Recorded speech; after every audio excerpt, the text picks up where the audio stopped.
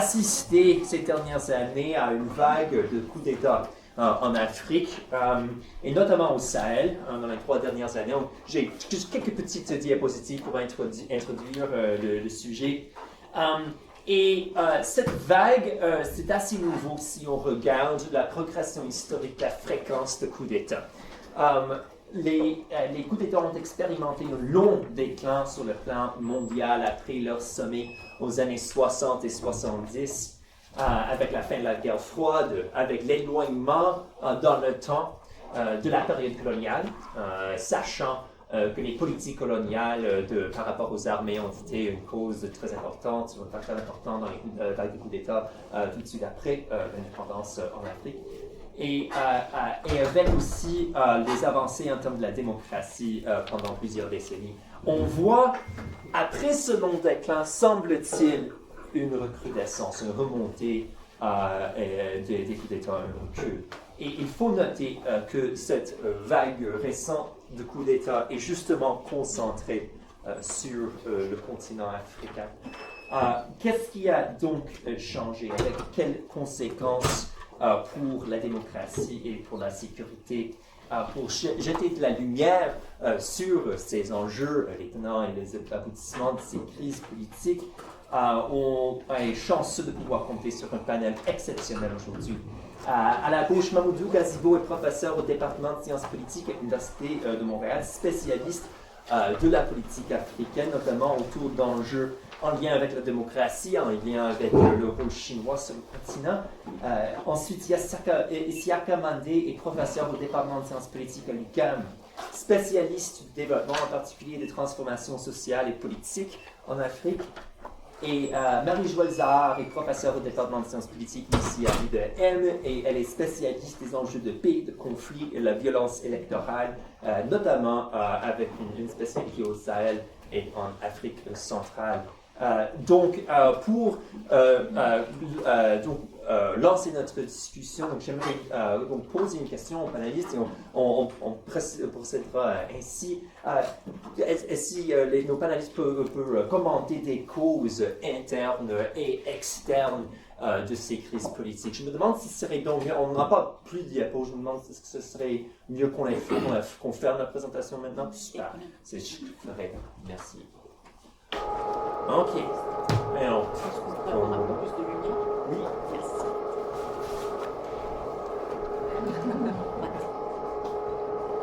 Merci. En attendant l'écran. Mamoudou, donc si tu voulais nous commencer par rapport aux causes des crises qu'on expérimente actuellement, ce que tu vois là-dedans.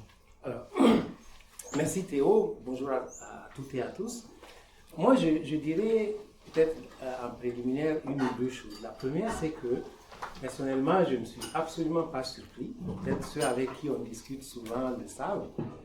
Les coups d'État ou l'épidémie, pour parler comme Emmanuel Macron, ne me surprend pas du tout. Avec Isiaka, on a déjà fait au moins 2 conférences suite à ce qui s'est passé au Mali. Avec des gens comme Aboubakar qui était ton doctorant, on a eu, bien avant le coup d'État au Burkina, on avait ces discussions-là. Moi, personnellement, comme je suis aussi un peu impliqué dans la région, j'ai eu à dire à certaines personnalités au plus haut niveau dans la région, vous êtes les prochains sur la liste des coups d'État.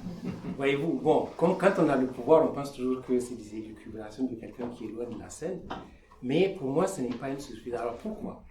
Pourquoi est-ce que c'était prévisible? Pour moi, en fait, pour aller très vite, il y a 2 dimensions dans la gouvernance des régimes africains. À la fois, d'une part, on pourrait dire l'efficacité des gouvernants, et de l'autre, leur légitimité. Lorsque vous avez des régimes qui jouent mal aussi bien sur le registre de la légitimité que de l'efficacité, dans des environnements changeants, en Afrique, qu'est-ce qu'on voit?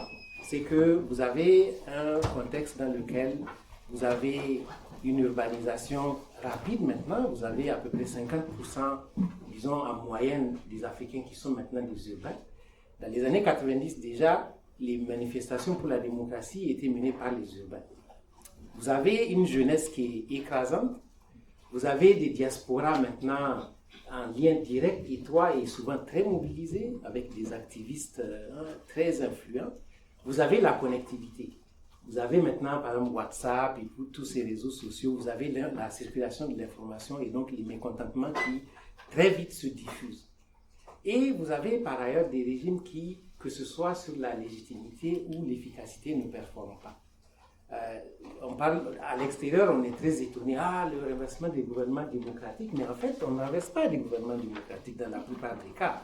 Je ne suis pas en train de justifier quoi que ce soit, mais dans tous ces pays, si vous regardez, vous allez voir qu'en réalité, si vous creusez un peu, la période préélectorale, la question des élections, le moment électoral, après les élections, à la fois le respect des libertés, beaucoup d'opposants sont exilés en prison,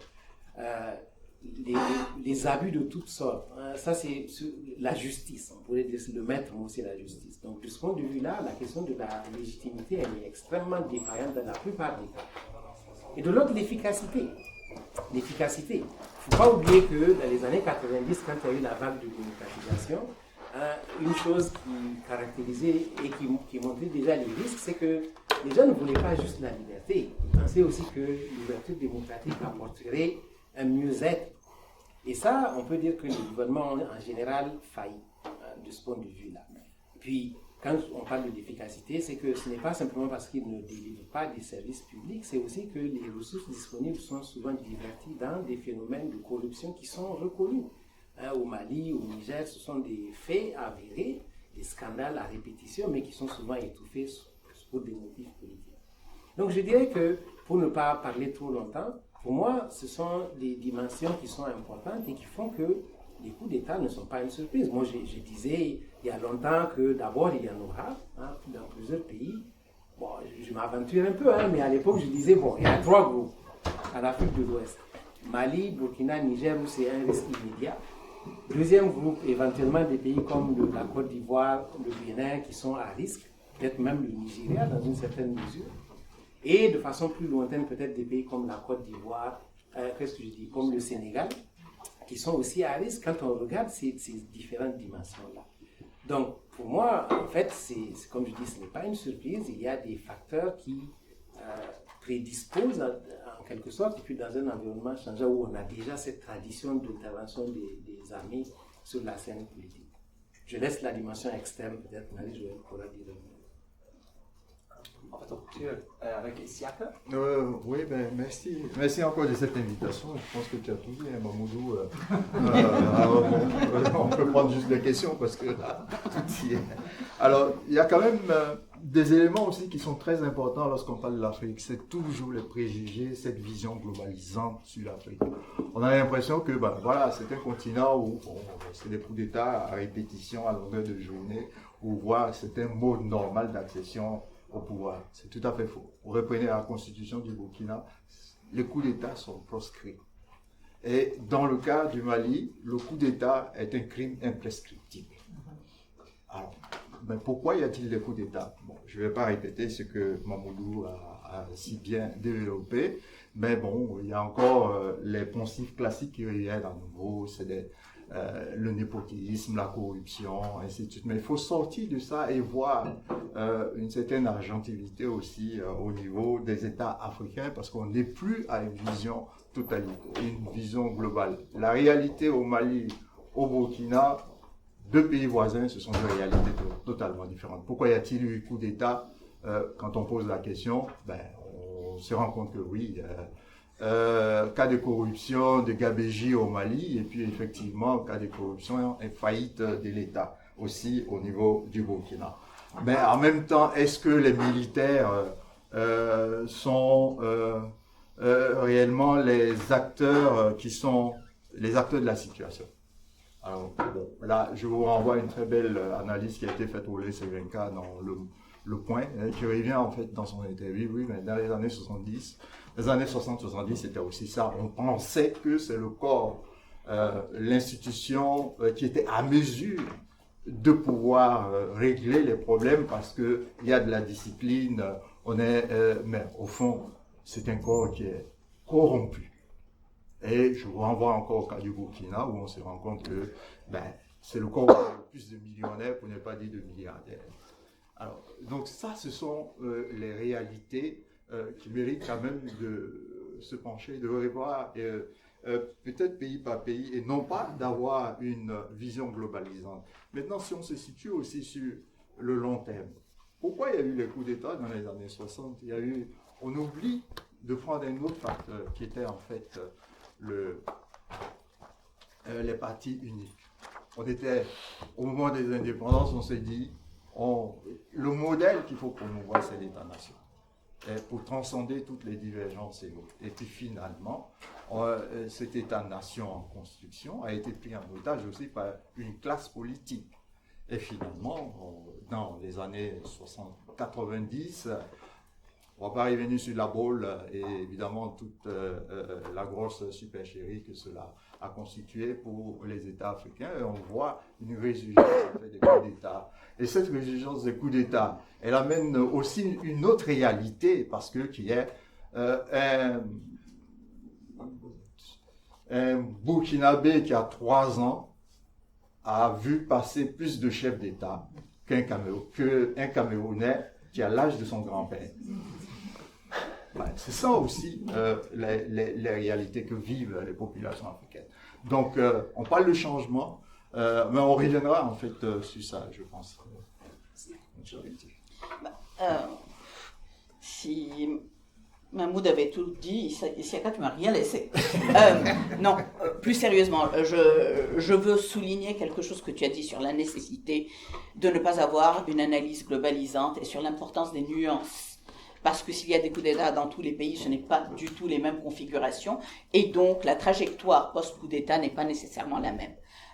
Et là-dessus, je pense que sortir des vieux préjugés, super important. Le Burkina est un pays qui a l'une des traditions d'activisme de droits de la personne les plus anciennes et les plus ancrées. Le Niger est l'un des pays qui a réussi à utiliser le développement comme un moyen de régler des problèmes de diversité et des problèmes intercommunautaires. Nous ne parlons pas d'États qui sont ni au même niveau, ni qui ont toujours failli dans leur politique. Néanmoins, je pense que ce que Mamoudou a dit est très important. Effectivement, il y a des problèmes à la fois d'efficacité et de légitimité très graves des gouvernements. Et moi, je voudrais tout simplement ajouter le rôle de ce qu'on appelle la communauté internationale, mais je vais être plus spécifique, des États occidentaux dans la région, dans ces dynamiques-là. Et je vais également essayer d'être brève, parce qu'on a quand même beaucoup de choses à couvrir. Je reviendrai là-dessus si vous avez des questions pour élaborer. Mais d'abord, en termes de légitimité, les États occidentaux qui se disent appuyeurs d'une reconstruction démocratique des États, des sociétés, ont fermé les yeux de multiples fois sur d'énormes problèmes de corruption, de manipulation des règles constitutionnelles électorales au nom de la stabilité. Et ce faisant, ils ont envoyé le message que c'était des choses qui étaient permissibles et qui ont donc en fait contribué à une certaine un sentiment en fait d'invulnérabilité de la part de la classe politique qui se croyait tout permis ou presque dans des contextes très changeants dans lesquels il fallait parfois réagir à des défis très importants rapidement et de manière sérieuse. Ça, c'est la première chose. La deuxième chose que je dirais, c'est qu'en fait, l'Occident a un discours et une pratique bicéphale dans la région. D'une part, on invite les pays à dialoguer avec leurs opposants internes, voire même avec leurs mouvements rebelles, au nom d'une reconstruction libérale des États, des sociétés, d'un pluralisme, de la nécessité de l'inclusion de tout le monde dans le corps social, de la renégociation d'un contrat social entre l'État et toutes ses composantes. D'autre part, au nom de la lutte contre le terrorisme, les États occidentaux ont en fait dépensé des sommes faramineuses dans les dernières années sur le renforcement des capacités militaires sans pour autant mettre autant d'argent dans tout ce qui est contrôle civil des militaires, nécessité de transparence, d'imputabilité des militaires pour leurs actions. Et ça a donné le genre de choses où, particulièrement au Mali, mais on pourrait également dire dans d'autres pays, les militaires se sont permis de faire des opérations avec d'énormes violations des droits de la personne qui, tout d'un coup, deviennent un sujet de débat entre les pays occidentaux, à ce moment-là, donneurs de leçons, et les armées dont ils sont les argentiers. Et donc, quelque part, cette approche bicéphale dans laquelle il n'y a pas de cohérence a contribué également à permettre, alors que les gouvernements avaient de moins en moins de légitimité et d'efficacité, d'augmenter dans une certaine mesure une efficacité très opérationnelle, pas nécessairement stratégique, des armées, et de donner aux armées un moyen de se positionner non seulement sur le terrain militaire, mais également sur le terrain politique. Donc voilà, je m'arrêterai là pour l'instant. On aura l'occasion de revenir sur ces questions-là. On vient de faire le tour de plusieurs facteurs internes et externes et l'enchevêtrement de ces facteurs dans le panel. Parce que c'est important donc de se tourner vers les conséquences politiques à l'interne et à l'externe de ces crises-là. Qu'est-ce qu'on a vu déjà et qu'est-ce qu'on prévoit venir pour les conséquences de ces crises. Donc, encore une fois, je suggère qu'on commence avec Mamoudou si on peut. Si on est à l'aise, qui couvre tout le terrain. Vous pouvez demander s'il y a cas de couvrir le terrain, et à Mamoudou de commenter. Disons que c'est compliqué d'entrevoir les conséquences parce que ce sont quand même des situations extrêmement mouvantes. Par exemple, je prends un exemple. Là, le Burkina, le Niger et le Mali viennent de signer un accord qu'ils ont appelé le Liptako. C'est la région, une sorte d'entente régionale, notamment en matière de défense. Bon, on pourrait dire les panafricanistes et les activistes applaudissent, ils disent l'Union africaine, la vraie unification commence. Sauf que c'est très tributaire de la stabilité des régimes eux-mêmes qui sont à la base de cela. Rien ne garantit que ces régimes militaires sont stables eux-mêmes. Donc, il y a une des conséquences potentielles, c'est que, alors, c'est bien vu par certains, mais c'est aussi mal vu dans le sens où c'est quand même ces pays font partie de l'espace ouest africain, la CEDEAO, donc c'est une forme de dislocation de la région.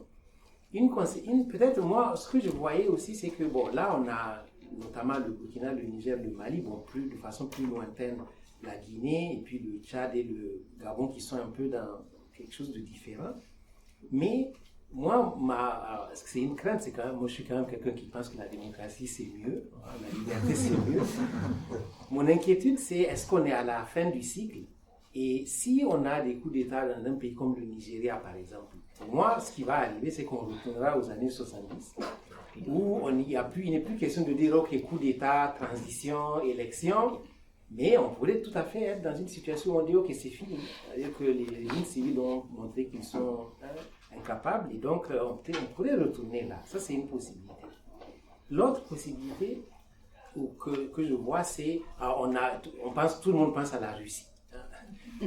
Pour moi, par exemple, en fait, Isiaka a dit quelque chose. À la fois, les militaires et les Russes sont des épiphénomènes finalement. Parce qu'en fait, ce qu'il faut regarder, c'est la lame de fond dans les sociétés. Les Russes, en fait, à la limite, dans un cas comme le Niger, en tout cas, ils ne sont absolument pas à la base de ça. Je pense que s'il n'y avait pas eu la réaction de la région et de la France, la Russie est totalement hors champ. Et c'est vraiment cette mauvaise gestion qui consiste à dire tout de suite intervention militaire qui a radicalisé les positions, effrayé tout le monde et puis précipiter les gens dans cette dynamique que l'on voit aujourd'hui. Donc, ce n'est pas impossible qu'il y ait une véritable reconfiguration. Si dans ces pays-là, on va dire une consolidation de ces régimes, que ce soit sous leur forme militaire ou une forme de civilisation. Au Mali, par exemple, il pourrait se faire réélire, rien ne s'oppose aujourd'hui maintenant à cela. Ça va donner probablement des idées au Niger et au Burkina, qui sait. Donc peut-être que ces gens-là vont finalement rester, je ne sais pas. Mais l'autre conséquence, c'est la France, parce que c'est l'éléphant dans la pièce. C'est très clair que du point de vue de la France, c'est perdu.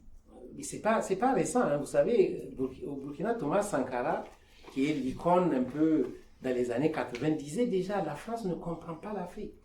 Je pense qu'elle ne comprend vraiment pas l'Afrique. Hein, je dis, l'autre jour, on avait une conférence avec Isiako où je dis que la France, elle est comme les bourgeois du 19e siècle qui pensent que qu'est-ce qui a changé? Où est le problème? Il n'y en a pas. Ça devait être toujours comme ça. Mais je pense qu'il y a une véritable cassure qui s'est faite. Il ne faut pas regarder les militaires, allez voir les réseaux sociaux, les activistes, les groupes de la société qui s'organisent. Et en fait, il y a des raisons à ça. Hein. Je prendrai un exemple, le Niger, qui est le pays que je connais le mieux.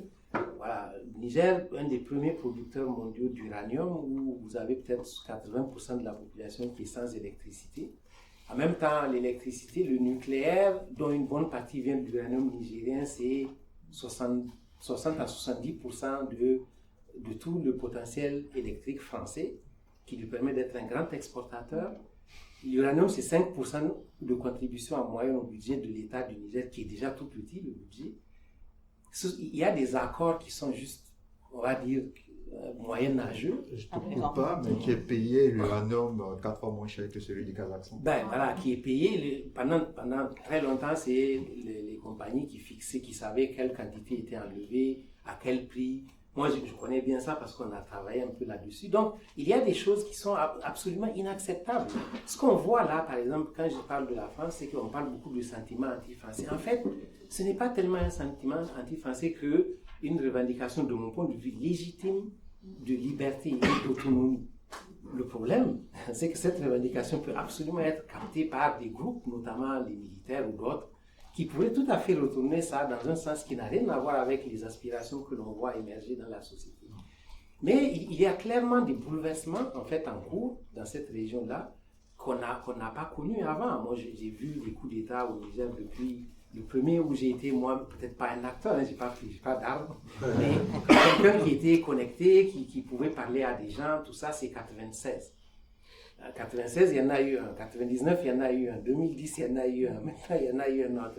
Ce que je vois aujourd'hui, ça n'a rien à voir avec ce qu'on a vu par le passé en termes d'implication des citoyens, en termes une sorte de prise de conscience. Vous savez, ça peut être bon ou mauvais, hein, il y a beaucoup de mauvais là-dedans, mais il y a clairement quelque chose qui est en train de se passer. Et ça, je crois que les puissances occidentales doivent en tenir compte. Je pense que l'Afrique change beaucoup. Et il y a ces bouleversements-là, je pense qu'il faut les entrevoir.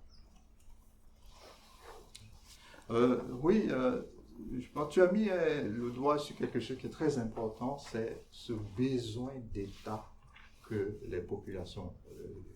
auquel les populations aspirent. C'est quoi aujourd'hui la situation d'un pays comme le Burkina?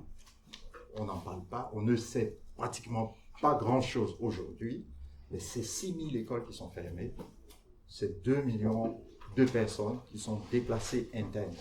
Donc en gros, un peu plus de, disons, plus de 10% de la population. Donc vous avez ces réalités avec lesquelles il faut faire face.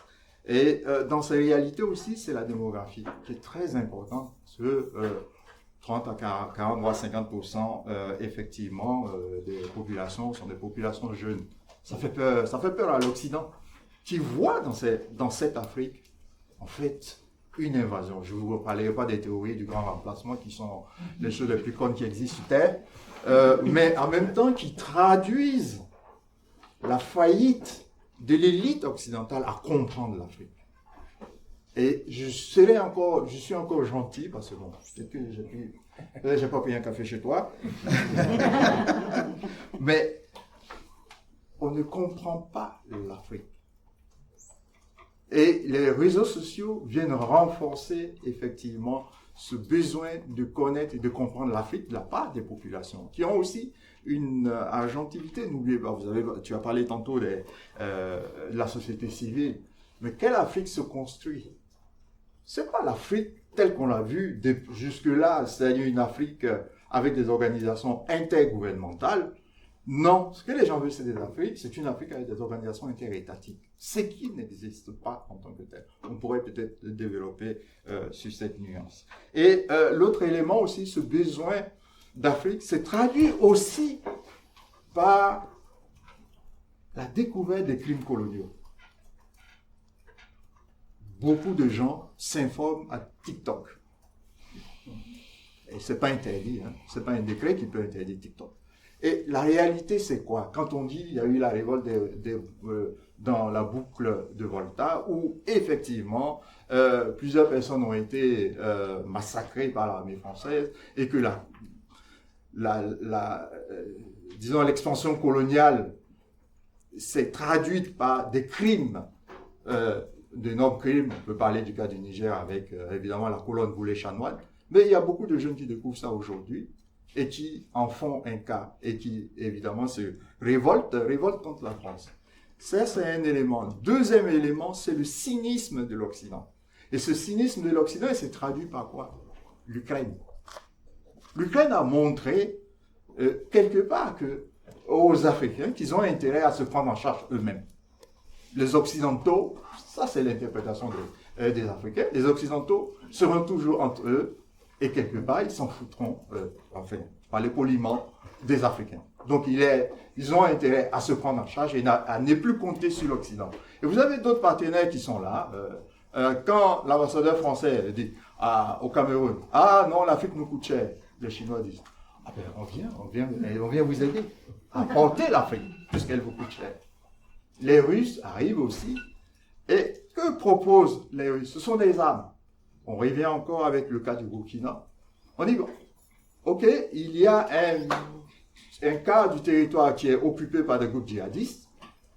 Mais ces groupes djihadistes, effectivement, il y a un coup d'État. On dit, ben, puisqu'il y a un coup d'État, la doctrine des États occidentaux fait qu'on ne peut pas vendre des armes à ces pouvoirs-là. C'est des militaires qui veulent libérer leur État. Et quelle interprétation la population a? Et quelle incidence cela a sur la population? Effectivement, on retrouve encore à nouveau ces discours. On a l'impression que nous sommes coupés là quand on est en Occident par rapport à l'Afrique. Mais non, il y a les médias sociaux. Et toutes les chaînes de télé sont captées. Et quand vous prenez le discours français qui est le plus méprisant qui puisse exister, comme une chaîne comme CC News, c'est un discours qui révolte en Afrique. Donc il est évident qu'il alimente aussi ce sentiment anti-français, lequel sentiment anti-français est aussi servi par les hommes politiques qui sont totalement nuls. De Gaulle disait qu'on avait la droite la plus bête au monde, mais aujourd'hui je crois qu'on a la classe politique la plus bête au monde au niveau français. À commencer par le chef d'État lui-même, qui lui ne comprend rien et qui fonctionne avec des vieux logiciels. Cette Afrique des grands-papas, cette France-Afrique, ça n'a rien à voir avec l'activisme de quelques huluberlus qui prônent une construction, un panafricanisme qui ne veut rien dire. Je pense que tu l'as abordé. Et c'est aussi ça, les réalités. Ça veut dire, concrètement, bon, je vais te donner un peu. Je vais juste dire une petite chose ici pour ajouter à ça. Prenons le coup d'État au Niger et au Gabon. Au Niger, on dit la France véhémente et puis donc les militaires disent à l'ambassadeur de France venez, on convoque. Il dit j'y vais pas parce qu'on ne vous reconnaît pas. 2 semaines après le coup d'État au Gabon, l'ambassadeur de France va s'asseoir tout sourire avec le putschiste gabonais. Donc les gens disent mais il y a un problème, qu'est-ce qui se passe là? Puis quelqu'un a dit ironiquement ah non là c'est un putschiste légitime donc là il n'y a pas de problème. donc c'est ça, et ça on n'est plus comme en 1960, les gens ben, ils sont connectés, ils comprennent, ils ont fait les universités occidentales et il y a des activistes, il y a des canaux par lesquels le message peut passer. Tout ça en fait ce sont des éléments dont on ne prend pas suffisamment compte. Comment est-ce qu'on boucle cette boucle-là? Écoutez, d'abord, ça me rassure, moi, parfois. Quand Mamoudou et moi, on arrive indépendamment aux mêmes conclusions, je me dis, je ne suis peut-être pas une spécialiste de l'Afrique, mais je commence à la connaître. Effectivement, je pense que la question de ce qui se passe veut dire pour une éventuelle dislocation ou fragmentation des organisations sous-régionales et voire même de l'Union africaine qui aujourd'hui fait face à un énorme problème parce qu'elle a une position très tranchée sur la question des coups d'État. C'est quelque chose sur lequel il faut réfléchir. Clairement, on n'a pas encore la réponse, on n'a pas de boule de cristal, mais il est certain que ces coups-là vont avoir une conséquence d'une manière ou d'une autre, d'où je pense la nécessité de réfléchir à la manière dont on y fait face. Et là-dessus, je suis également d'accord avec le fait que les réactions initiales qui ont été extrêmement tranchées ont en fait coupé les ponts du dialogue et donc éventuellement poussé les militaires, qu'ils soient les acteurs principaux ou pas, un peu dans un coin et dans une position défensive, ce qui n'aide pas éventuellement à envisager à quoi pourrait ressembler une transition sous ces militaires, qui d'ailleurs ont tous, malgré le fait qu'au Mali maintenant ils peuvent se présenter, mais ils ont tous toujours dit qu'ils voulaient une transition. Par contre, là où ils ne sont pas d'accord, c'est qu'ils veulent des transitions un peu plus longues que ce qu'il y a eu jusqu'à maintenant. Et je pense qu'ils n'ont pas tout à fait tort. Une transition rapide ne permet pas de régler certains problèmes de fond qui sont nécessaires, qui doivent être réglés avant de pouvoir poser les assises de quelque chose de démocratique que moi aussi j'appelle de mes voeux. Parce que je ne pense pas que s'éloigner complètement de la démocratie serait en fait nécessairement un bon pari pour les sociétés africaines. Alors, dans les États, il y aura toujours des élites qui pourront en bénéficier, mais pour les sociétés, je pense que beaucoup d'activistes seraient d'accord, mais par contre, ils veulent une démocratie réelle. Deuxième chose que je dirais également, c'est que cette incohérence de la position française, elle n'est pas seule. Les Américains aujourd'hui ont énormément de difficultés. Dans certains cas, ils ont imposé des sanctions parce que pour les Américains, reconnaître un coup d'État veut nécessairement dire suspension de tout appui militaire. Mais on voit bien que les Américains, en fait, cherchent à ménager la chèvre et le chou. Au Niger, ils ont en fait une position très différente de celle de la France. Au Burkina, malgré la suspension des capacités, des programmes de renforcement de capacités, ils ont quand même invité le Burkina dans leurs exercices régionaux d'il y a quelques mois. Donc, pour l'instant, ils essayent de jouer sur les deux tableaux. Mais, à un moment donné, ça va également peut-être devenir une situation dans laquelle les Américains vont devoir décider. Et décider quoi ? Décider si, en fait, la stabilité est plus importante pour eux, d'où continuer à renforcer peut-être les militaires avec lesquels ils ont déjà des rapports qui sont très longs, très complexes, etc. Les Américains sont dans la région depuis au moins une bonne quinzaine d'années en force, mais plus longtemps ailleurs. Ou bien alors s'ils vont vouloir jouer la carte idéologique vis-à-vis de la Russie. Les deux ne peuvent pas être faits en même temps. Et donc, ce que ça veut dire, c'est que là aussi, on peut s'attendre à des moments qui vont mener, selon le jeu américain, à des conséquences très différentes pour l'avenir des relations entre Washington et la région. Moi, je dirais que s'il y a une seule conséquence qui est actuellement visible et incontrovertible, c'est qu'en fait, le coup d'État au Mali a contribué à mettre à mal, voire même à la mort de l'accord de paix qui avait été négocié. Mais encore une fois, je pense qu'il est important de reconnaître que cet accord de paix-là avait été mal négocié dans la hâte, pas nécessairement pensé de manière à créer des assises sérieuses pour la paix. Mais là, je pense que au-delà du Mali, une réponse sécuritaire à de nouveaux groupes armés ou bien à l'émergence de groupes armés pourrait en fait avoir des conséquences désastreuses à l'échelle de tout le Liptako pour les populations civiles, parce que ce sont elles qui sont en ligne de mire. Donc là-dessus, moi j'ai énormément d'inquiétudes, parce que ce sont les civils qui ultimement ont payé pendant les 20 dernières années où je me suis intéressée au continent, le prix à la fois des erreurs de leur gouvernement, de l'émergence et des actions des groupes armés et de l'inefficacité des réponses occidentales. Ça fait beaucoup pour des populations qui, même si elles sont de plus en plus urbanisées, continuent à avoir des composantes qui sont en milieu rural, qui sont démunies et qui n'ont pas les moyens de s'organiser face au type de violence auxquelles elles font face quotidiennement. Donc, dans les derniers commentaires, on a entendu beaucoup par rapport aux échecs des politiques occidentales et aux dilemmes auxquels font face des puissances occidentales actuellement. Et puisque cette discussion aujourd'hui a lieu au Canada, qui est en train de finaliser sa stratégie vis-à-des de l'Afrique, notamment, qu'est-ce qui serait une meilleure approche? Y en a-t-il ou est-ce que la politique occidentale vis-à-vis des sociétés qui expérimentent ces transformations politiques sont dans des dilemmes auxquels il n'y a pas vraiment de porte de sortie efficace? Donc, je pense que j'aimerais commencer cette fois-ci avec Isiaka, qui a beaucoup abordé cette perspective politique vis-à-vis de l'Occident. Qu'est-ce qui pourrait être une meilleure approche? Vous pouvez vous poser la question, comme De Gaulle le disait, le Canada, c'est quel numéro? C'est assez probabiliste. Alors là, on parlait de la faillite de l'élite française, mais le cas du Canada, c'est pathétique. C'est encore, on est carrément en dessous, pas du niveau de la mer, mais vraiment dans les tréfonds, dans les bas-fonds. On est dans les abysses comme réaction en tant que tel. Et c'est même encore être gentil. Bon, je ne sais pas s'il faut aller forer le magma pour voir ce qu'il y a, mais il y a une absence totale de compréhension. Le Burkina, c'était le premier partenaire du Burkina économique, c'était le Canada.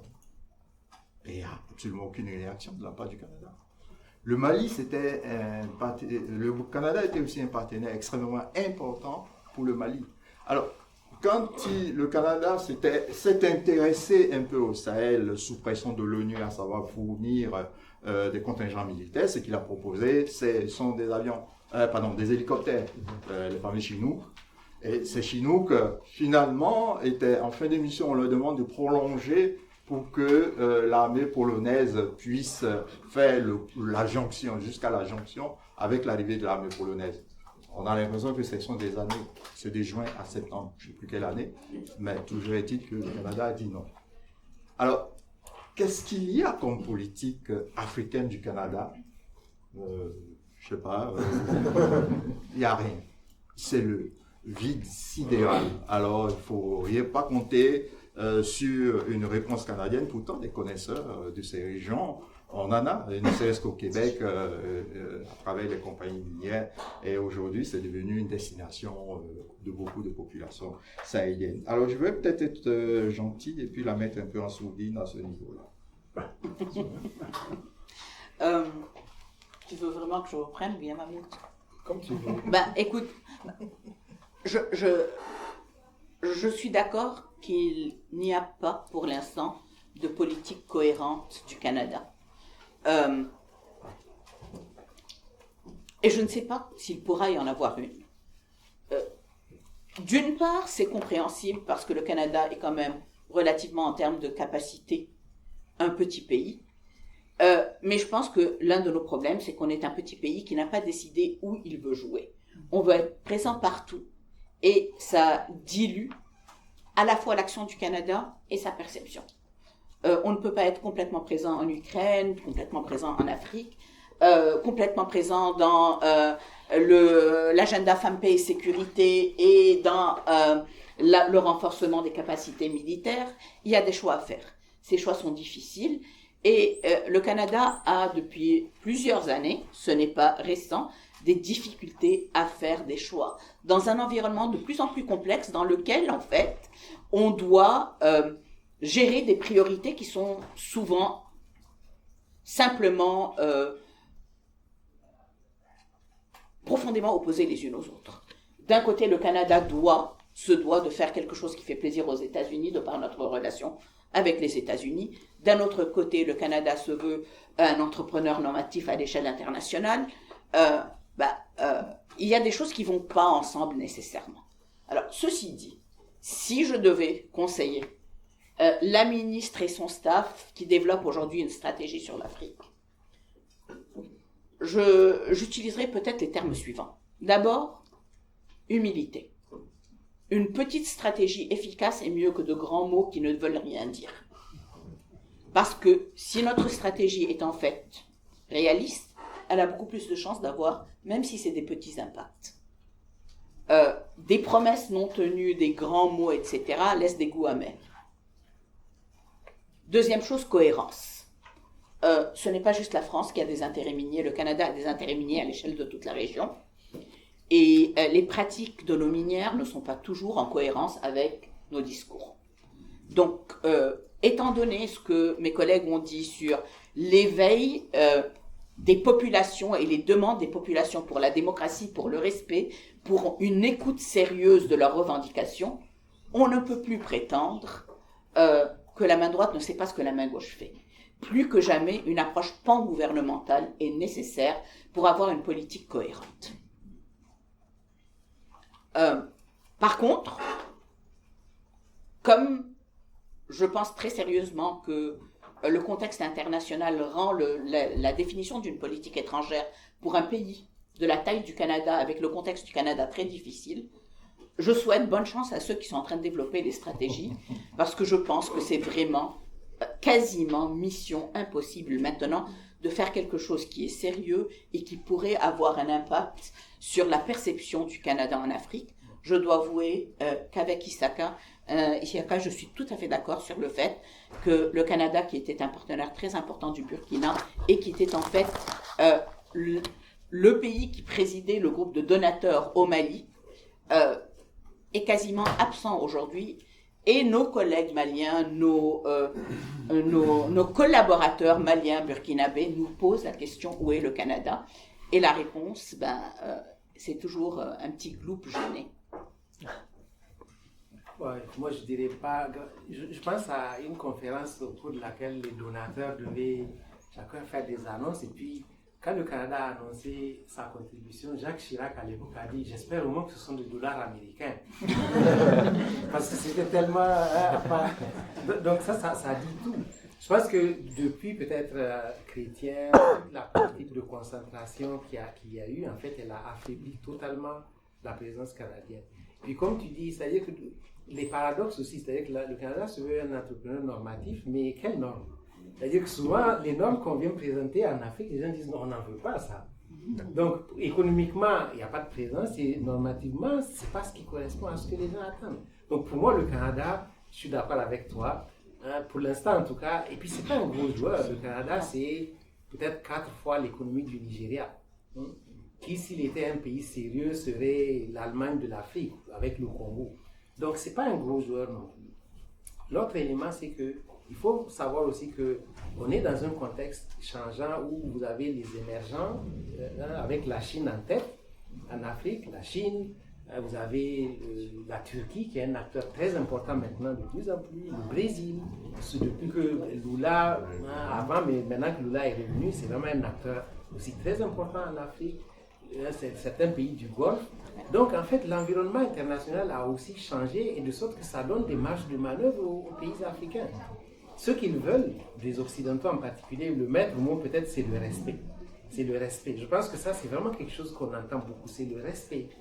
Et arrêter de paternalisme et puis c'est cette façon de, avec les gros sabots, on sait ce qui est bon pour vous. Ça, je pense que c'est le maître mot. Pour certains, comme la France en Afrique francophone, parce que tout ce dont on parle, c'est surtout l'Afrique francophone, c'est foutez-nous la paix. Hein, on est capable de gérer nos affaires nous-mêmes. Donc je pense qu'il y a, pour le Canada, c'est comme tu dis, c'est quasiment mission impossible. Et puis pour les autres, c'est s'ajuster à une nouvelle donne qui fait que, je pense à un exemple, l'Angola, c'est un des premiers pays, ça a été un choc quasiment quand à un moment l'Angola a mis fin à ses négociations avec le FMI, la Banque mondiale, parce qu'ils cherchaient un prêt de 2 milliards de dollars, et puis les Chinois sont arrivés en disant, nous on peut vous en donner 5. Et ils ont dit ok, bye bye. Ça c'était un des premiers signes il y a 10 ans, peut-être 12 ans. Puis on voyait un peu cette marge de manœuvre se construire, de sorte qu'on ne peut plus gérer les relations avec l'Afrique comme on le faisait avant. Merci. Sur ce, je pense que j'aimerais d'abord remercier nos panélistes, mais aussi laisser à vous la parole pour des questions, pour parler de questions. Allez-y, quiconque aimerait poser une question, levez la main, monsieur. Oui, merci beaucoup pour la présentation. J'ai une question sur les concepts en fait, parce que je vois tout le temps qu'on dit, par exemple, qu'on désigne un coup d'État, en fait, un régime qui est renversé par les militaires. Mais pourtant, il y a beaucoup de coups d'État constitutionnels qui existent en Afrique et on ne le nomme pas coup d'État, mais on dit qu'il a été élu démocratiquement. Est-ce que c'est en fait est-ce que c'est en fait, ce que je veux dire, est-ce que, par exemple, le régime de Macky Sall, je me donne un exemple précis, qui, quand il y a un opposant, par exemple, qui devient de plus en plus populaire, il l'emprisonne ou bien il le rend, par exemple, inéligible, par exemple. Il n'est plus éligible, en fait, pour se présenter aux élections. Il a fait avec deux opposants, et là, troisième opposant qu'il a fait, qui serait probablement le président du Sénégal s'il avait été, en fait, s'il se présente aux élections. Et est-ce qu'il y a un problème au niveau, en fait, des surveillances de la part des Nations Unies, bien de la communauté internationale sur les élections, ou bien les surveillances se limitent seulement aux urnes?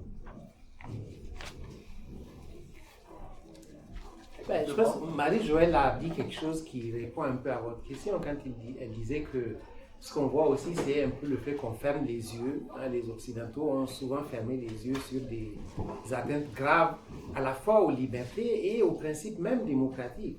Donc ce que vous dites, moi je suis totalement d'accord. Je pense que quand je parlais du Sénégal comme potentiellement un pays à la merci de cela, c'est ce que vous dites. Ça fait 3 opposants que Macky Sall met en prison, rend inéligible pour se dégager le chemin. Au Bénin, on a un collègue, un prof de droit, que moi je connais très bien, avec qui on était qui est en prison depuis 2 ans, parce qu'il a osé se présenter aux élections. Partout, c'est la même chose en fait. C'est ça, quand je parlais de légitimité, c'est un peu ça, les règles. C'est-à-dire qu'il ne suffit pas, comme je dis souvent élu, entre guillemets, parce que l'élection, il faut interroger les conditions de l'élection, et puis après, les modifications constitutionnelles, les 3e mandats en Côte d'Ivoire. Voyez-vous, donc vous avez raison. Ça, c'est, je ne sais pas si ça correspond au coup d'État permanent de Mitterrand, mais en tout cas, c'est qu'une fois qu'on est en place, on modifie les règles quotidiennement pour les rendre malléables pour rester au pouvoir. Et tant qu'on ne résout pas ce genre de problème, en fait, la porte est ouverte à une intervention militaire. Bon, peut-être que je répondrai avec la belle image d'un caricaturiste. Les élections, est-ce que c'est un mode d'accession au pouvoir? Peut-être pas en Afrique. En prenant le cas du Gabon, 2 candidats, et le gagnant, il n'était pas élu. Il est arrivé par un coup d'État. Donc, vous voyez, le jour de la proclamation des résultats. Donc, c'est dit que il faut aussi, effectivement, on peut jouer sur les concepts, le coup d'État constitutionnel. Le cas typique, c'est la Tunisie. Là, vous voyez, quand vous creusez, vous vous dites, waouh, c'est sérieux. Super. Madame. Merci beaucoup pour la présentation. Donc moi, ma question, c'est plutôt concernant le Congo-Brazzaville. Moi, j'ai 25 ans, j'ai connu le même président, ma grand-mère aussi. Et je me demande, est-ce que vous pensez que le Congo-Brazzaville serait dans la prochaine liste des coups d'État, sachant que ça est quand même un doyen? Mais je pense que c'est ce que souhaitent les Congolais. Beaucoup de Congolais, en tout cas de la diaspora. Mais c'est pas le plus vieux. Il est encore plus vieux. Regardez le voisin, la Guinée équatoriale. Mais hier, j'ai entendu sur, je pense, Radio France Internationale, les activistes sont là, ils s'activent. Je vous donne une fois, j'étais en Côte d'Ivoire quand Blaise Compaoré a été renversé par la rue. Et on était dans une conférence où il y avait de l'enthousiasme, des gens comme vous, des Congolais qui disaient « Ah, c'est fini pour les autocrates ». Alors, il y a des distinctions. Par exemple, le Congo, vu la guerre qu'il y a eu, la guerre civile, le Congo est un pays qui est, comme la Côte d'Ivoire, traumatisé par des années de guerre civile. Il y a une forme de fatigue et donc ça restreint un peu ces envies-là parce que c'est un pays fragmenté où on sait qu'un coup d'État, ça peut déboucher sur une guerre civile très facilement. Donc il y a on va dire, c'est un vieux régime qui est là, c'est l'après Sassou qui est probablement comme au Cameroun, ça c'est l'après, parce que ces gens-là ils se sont tellement encastrés. Mais comme je dis hier, on en parlait, des activistes, ils ont voulu créer une sorte en faisant circuler des images qui disaient qu'il y a un coup d'État au Congo-Brazzaville, en modifiant donc des véhicules, des gens dans la rue. Parce que ça peut créer un coup d'État. Et si à l'intérieur, on a certaines factions de l'armée pensent que d'autres sont en train de faire un coup d'État. Donc il y en a qui essayent. Est-ce que ça va arriver? J'en sais rien. Mais en tout cas, c'est un pays qui est... Il y a des problèmes à venir. Ça, il n'y a rien à dire. Ah oui, ça a été annoncé, le coup d'État au Congo le dimanche dernier. Je pense qu'il y a même eu des agences de presse qui les ont reprises. Lundi, déjà, j'ai des collègues qui m'interrogeaient sur ça. Et je dis, bon, la meilleure des choses, c'est d'appeler un Congolais opposant. En leur présence, je dis, ah ben tiens, il y a un coup d'État chez toi. Et là, c'est mon rêve le plus profond. Mais malheureusement, il n'y a pas eu de coup d'État, mais ça circulait sur les réseaux sociaux. Il y avait un coup d'État. Parce que Sassou Nguesso est à New York pour l'Assemblée générale des Nations Unies. Donc encore un momento favorable pour un coup d'État. Oui, merci. Merci pour vos présentations. Je m'intéresse beaucoup, notamment dans les récents pays où il y a des couches, un peu partout, sur la question des droits de la personne, qui sont effectivement importants. Moi, je suis conseiller syndical à la FTQ dans les dossiers internationaux, donc j'ai des collègues syndicalistes dans les pays d'Afrique qui me disent que c'est loin d'être facile, notamment en Tunisie. Donc, il y a un portrait, parce qu'on dit qu'au Niger, les syndicalistes seraient heureux du coup d'État aussi. Donc, je serais une réponse sur cette particularité des droits de la personne. Alors, en fait, ça dépend. Je pense que ça dépend beaucoup. La Tunisie, c'est un cas un peu à part. Je ne sais pas si Adam est là, il n'est pas là, un de nos doctorants là, qui est tunisien, qui est allé récemment et qui pourrait témoigner de la crispation qu'il y a et le fait que même pour rencontrer quelqu'un, si la personne est un peu en vue, on hésite, parce qu'on ne sait jamais. Les premiers moments des coups d'État sont souvent des moments de libération, notamment pour les opposants, tout ça. Bon, les gens qui sont au pouvoir, bien sûr, c'est une autre affaire. Mais ce qu'on voit, c'est qu'en général, très rapidement, à mesure que le temps passe, comme en Guinée par exemple, et que les espoirs mis dans le coup d'État tendent à s'estomper, les militaires ont tendance à serrer la vis. C'est ce qu'on voit. Mais c'est clair qu'au Gabon, au Niger, au Burkina, les premiers moments des coups d'État, ce sont des moments où on libère les prisonniers politiques, la parole se libère. Donc ça, c'est les débuts. Mais comme vous savez, c'est le philosophe Alain qui dit que tout le monde cherche le bonheur, même ceux qui se pannent. Hein, on s'accroche à l'espoir que portent les militaires. Mais la réalité est que dans beaucoup de cas, cet espoir est souvent déçu. Donc c'est pour ça que je pense qu'il faut distinguer beaucoup entre l'euphorie des premiers temps et ce qui peut arriver après. C'est pour ça aussi que les transitions, quand elles sont courtes, souvent elles n'ont pas le temps de mettre en place des bases pour quelque chose de viable. Mais quand elles sont longues, elles portent en elles les germes d'une autre instabilité, d'un autre coup d'État, de violation des libertés. En Guinée, c'est un des bons exemples. Peut-être que j'ajouterais juste un truc à ce que tu viens de dire, Mamoudou, c'est que particulièrement dans des pays dans lesquels il y a de véritables problèmes sécuritaires, parce qu'il y en a dans les 3 pays dont on a parlé principalement, la tentation de répondre à tous les problèmes par la manière forte augmente, du fait même que ce sont les militaires qui sont au pouvoir. Et donc ça peut mener à des exclusions, à des ruptures de dialogue avec les activistes et à de véritables problèmes de droits de la personne. Et on commence à le voir un peu malheureusement dans certains des pays où la réponse à tous les problèmes commence à être une réponse sécuritaire. Or, beaucoup de problèmes ont besoin de réponses beaucoup plus politiques, du dialogue, etc. Mais ce n'est pas nécessairement ce à quoi les militaires sont formés. Certains d'entre eux sont capables de le faire, mais pas tous. Je pense qu'il faut aussi prendre les réalités pays par pays. Oui, il y a une répression qui s'abat sur tous les leaders d'opinion de manière générale lorsqu'il y a un discours qui est contraire, disons, au narratif que les militaires veulent véhiculer. Je prends le cas du Mali, les leaders d'opinion sont emprisonnés à tour de rôle.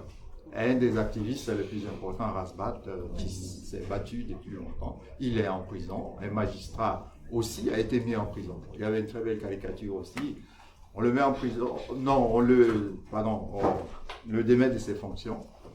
Il n'est plus syndicaliste.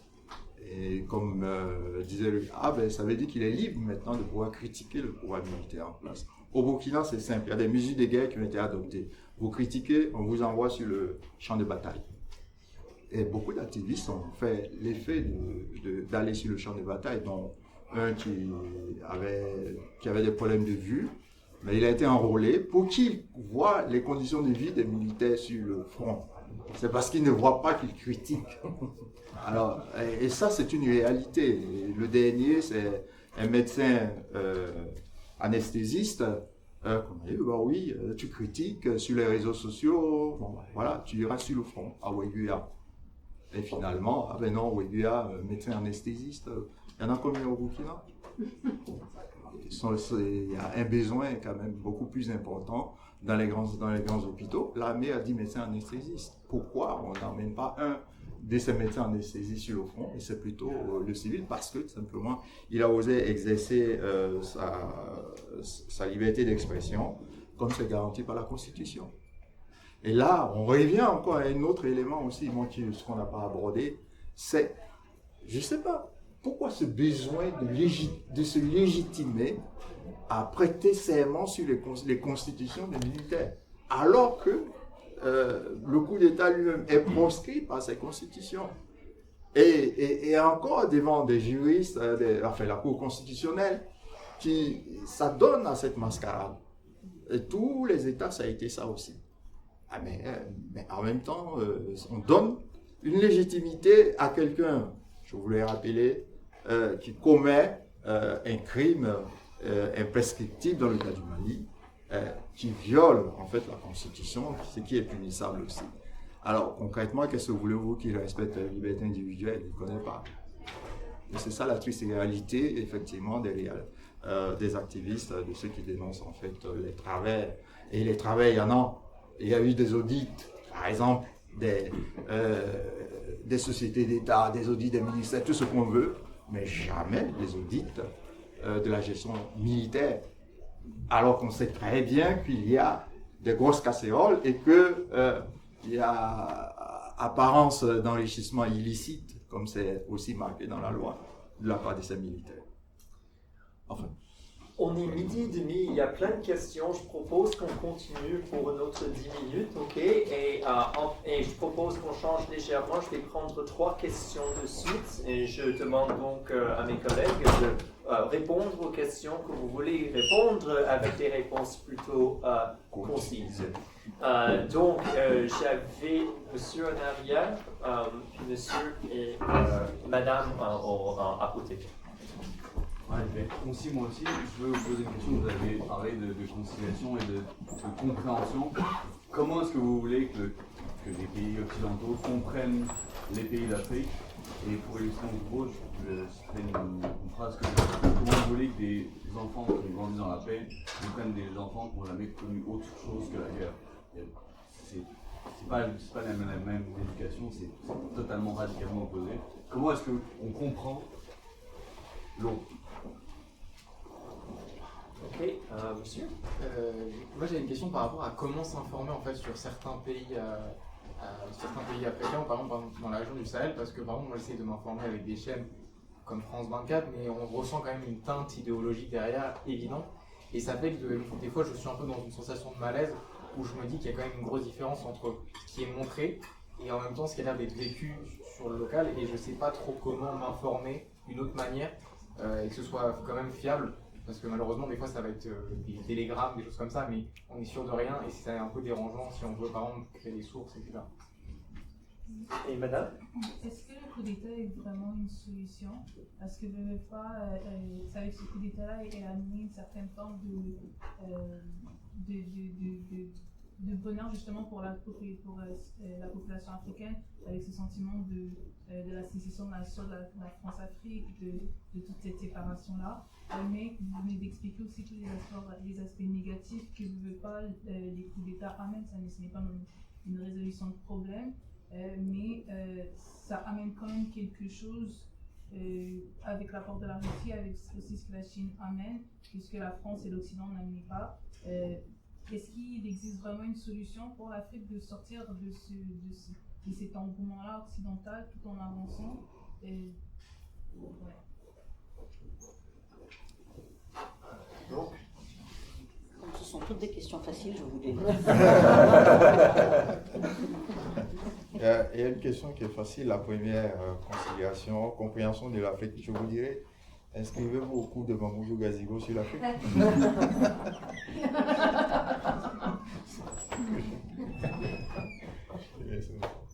Ben, comment on comprend l'autre? En tout cas, si on est au niveau institutionnel, je dirais que moi, par exemple, ce qui me frappe, Isaka a dit tout à l'heure qu'en France, c'est vraiment le niveau zéro de... C'est que quand même, un grand pays, il y a un processus décisionnel.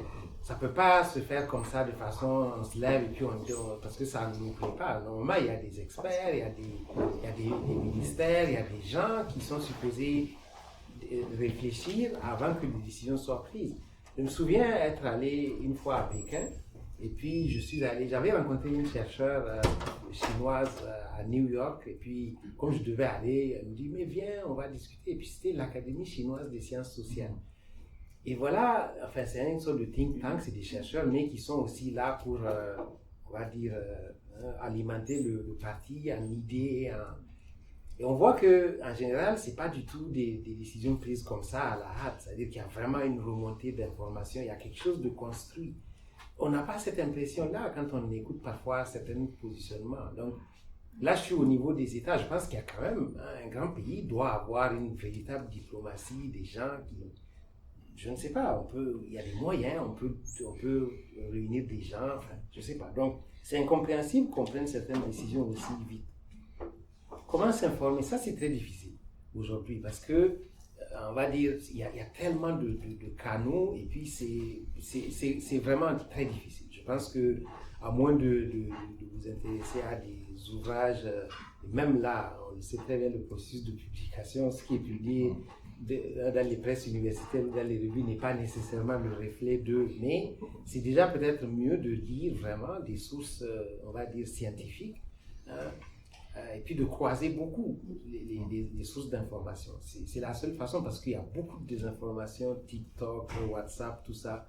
C'est quand on connaît vraiment les contextes qu'on voit plus facilement.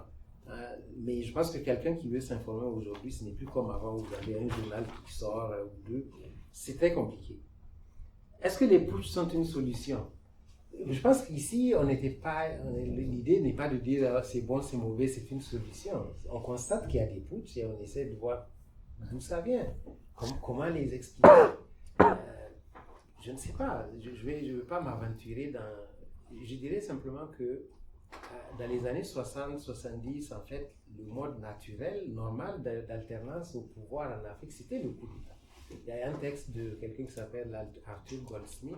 Tout à l'heure, Théo a projeté quelque chose comme ça, où il faisait jusqu'aux années 2000 à peu près, on va dire, où est-ce qu'il y a eu des alternances normales. Je crois que, Siaka, tu me corrigeras, mais dans mon souvenir, il y a eu juste le Sénégal où le président a quitté de lui-même, le Cameroun où il a quitté, mais ça s'est très mal passé pour lui après, et puis l'île Maurice. Tout le reste, c'est où ces coups d'État. La Côte d'Ivoire jusqu'aux années 80. La Côte Oui, jusqu'à la mort d'Oufoué. Oui, mais Oufoué, c'est 2000 quelque chose. Non, 90. Bon, il est mort. Il est mort. C'est ça. Il est mort au pouvoir. Mais quand on n'a pas la chance de mourir au pouvoir, on est tué au pouvoir, ou on est exilé, ou on est emprisonné. Ça, c'était le mode normal. En 90, on a eu des expériences d'ouverture avec beaucoup de mobilisation populaire, et puis on a pensé que c'était derrière nous. Mais le problème, je pense, c'est les Africains ne sont pas contre pour moi, c'est pas la démocratie qu'ils détestent, ce ne sont pas vraiment les militaires qu'ils applaudissent. En fait, ils détestent le dévoiement de la démocratie aux mains des élites. Et les militaires sont juste un espoir. Maintenant, cet espoir-là, comme je dis, si vous vous pendez au cou des militaires, si vous avez de la chance, comme au Ghana, peut-être sous Rawlings, ils vont vous sortir de l'eau. Mais dans la plupart des cas, on en a connu des régimes militaires. C'est ça le problème. 70, 80, on a quasiment que des régimes militaires. La plupart ont laissé de très mauvais souvenirs. Mais vu la déception engendrée par les années 90-2000, en fait, aujourd'hui, les nouvelles générations s'accrochent à cet espoir de l'homme providentiel. Il peut y en avoir. Mais à mon avis, le risque est quand même probablement plus grand de laisser tout entre les mains de quelques gens. En fait, je pense que l'éloignement de la mémoire des coups contribue à ça, parce que les gens ne se rappellent plus. Ils n'ont pas vécu sous les coups, ils n'ont pas cette expérience-là, et donc ils ne voient dans le coup que l'expression de leur frustration, etc. Mais ils ne sont pas capables nécessairement d'y penser en se disant, ben voilà quelles étaient les conséquences. Et ça aussi, c'est quelque chose qu'on voit très bien dans nos cours. La mémoire historique est courte. Chacun d'entre nous essaye de comprendre le monde à l'aune de sa propre expérience individuelle. Mais la réalité, c'est que... Tu as raison, Marie-Joëlle. Qui se rappelle du général Irancy? Qui se rappelle, je ne sais pas moi, de Ojukwu, des gens comme ça. Mais qui ne se rappelle pas de Sankara, hein, de Rawlings? Donc en fait, dans la mémoire, ceux qui restent souvent, ce sont ceux qui ont frappé par une sorte d'exemplarité, qui déjà en leur temps, en fait, étaient totalement en déphasage par rapport à la... Et ça fait un biais, parce que tu te rappelles des bonnes expériences, et toutes les autres, quelque part, elles tombent dans la poubelle de l'histoire. Mais il y a une chose aussi Si on veut, il y a une chose quand même qui m'a frappé dans ces questions. Oui, il y a cette idée d'expertise en fait occidentale. Je suis universitaire et je peux vous dire que la chose que je regrette le plus dans nos institutions, j'ai été enseignant en France tout comme ici, c'est ces politiques, en fait, je dirais l'absence de politique de relève. Avant, vous aviez des bourses de séjour, je prends le ministère des Affaires étrangères aujourd'hui qui sort les Français, qui vous permettaient d'avoir des allocations de recherche, vous faites 4 ans, donc 2 ans de présence continue en Afrique. Là, vous comprenez l'Afrique. Il y avait des bourses de l'ACDI, il y avait des bourses du CRDI qui permettent d'aller en Afrique faire ses recherches terrain. Aujourd'hui, vous avez des bourses RSH et en même temps, on vous dit, vous ne pouvez pas aller hors du Québec, FQSC. Bon, c'est une aberration. Vous voulez aller en Afrique? On vous dit, oui, vous devez faire comité d'éthique. Comité d'éthique, vous voulez travailler sur les brouteurs, parce que ça a été le cas d'un de nos étudiants en Côte d'Ivoire. C'est dangereux. Vous allez vous exposer, vous allez les exposer. Donc, concrètement, il y a comme, effectivement, on se retrouve à avoir là un délitement. Et puis à côté, on a ces experts aussi autoproclamés sur l'Afrique qui polluent plus qu'autre chose. Parce qu'ils ont un message qui n'a pas de prise avec la réalité. Je ne vous dirai pas le nom, mais j'ai un collègue qui me dit, bon, on se retrouve à un des dîners du Corim parce que il y avait une invitation qui nous avait été adressée par l'EIM. Je viens d'arriver de Côte d'Ivoire. Je dis oui. J'ai fait une semaine, je suis descendu, j'avais un 4x4 qui m'a amené à Mans. Mans, c'est l'ouest de la Côte d'Ivoire. Ensuite, j'ai fait 2 jours, je suis revenu, j'ai pris un hélicoptère, je suis allé à Bouna. Bouna, c'est le nord de la Côte d'Ivoire. Et voilà, une semaine après, je suis à Montréal. C'est un expert. Et sa voix porte plus que moi. Moi, quand je vais à Abidjan, je suis dans les quartiers populaires. Quand on me dit, il ne faut pas y aller, parce que je suis issu des quartiers populaires. Oui, c'est aussi ça. Mais avoir quelqu'un comme là, un doctorant qui travaille sur le brouteur, qui fait 2 ans de séjour dans un quartier populaire, qui va se laver pas à l'eau courante, mais avec un seau d'eau, une serviette simple autour de la taille, vous avez sûr que vous allez avoir un expert. Parce qu'il a été mangé par les moustiques d'Abidjan. Sur ce, je pense que le temps est écoulé. Je m'excuse sincèrement aux personnes qui se passent derrière vous pour poser leurs questions. Mais merci énormément.